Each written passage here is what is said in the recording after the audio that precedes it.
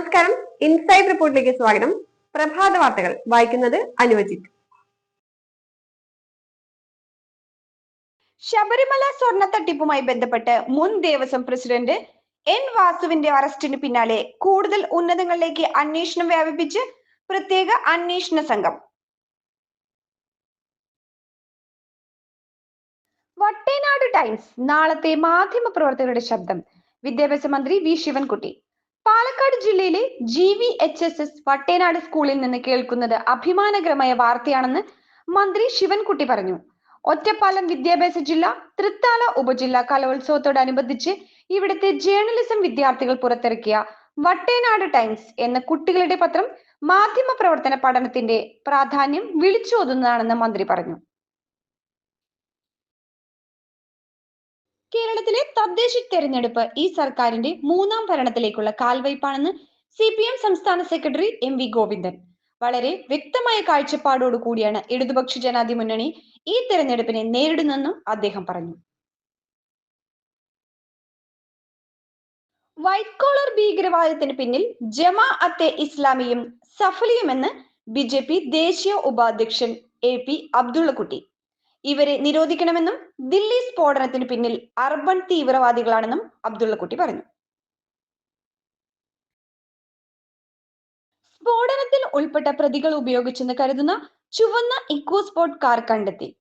സ്ഫോടന കേസ് പ്രതി Umar ഉന്നബിയുടെ ഉടമസ്ഥതയിലുള്ളതാണ് DL 10CK 0458 number ചുവന്ന ഇക്കോസ്പോർട്ട്.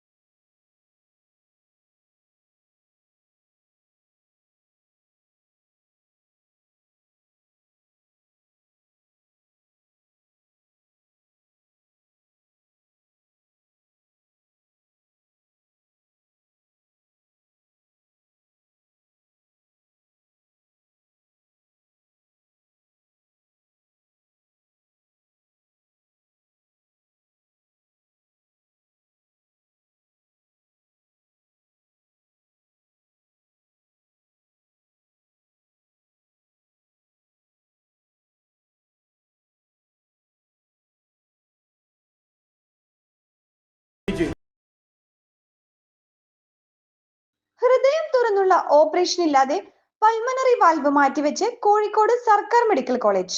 24 വയസ്സ് പ്രായമുള്ള നിലമ്പൂരിൽ നിന്നുള്ള വ്യക്തിക്കാണ് വാൽവ് മാറ്റിവെച്ചത്.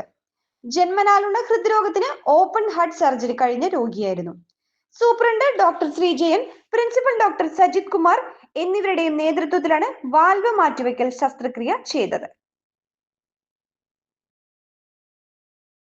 UDF മുന്നണി വിപുലീകരിക്കുമെന്ന് പ്രതിപക്ഷ നേതാവ് VD സതീശൻ. UDFിലേക്ക് പുതിയ കക്ഷികൾ വരുമെന്നും സതീശൻ പറഞ്ഞു. കേരളത്തിൽ എവിടെയും വീടുകൾ, ഫ്ളാറ്റുകൾ, കടമുറികൾ, ഗോഡൌണുകൾ എന്നിവ വിൽക്കുന്നതിനും വാങ്ങുന്നതിനുമായി സമീപിക്കുക.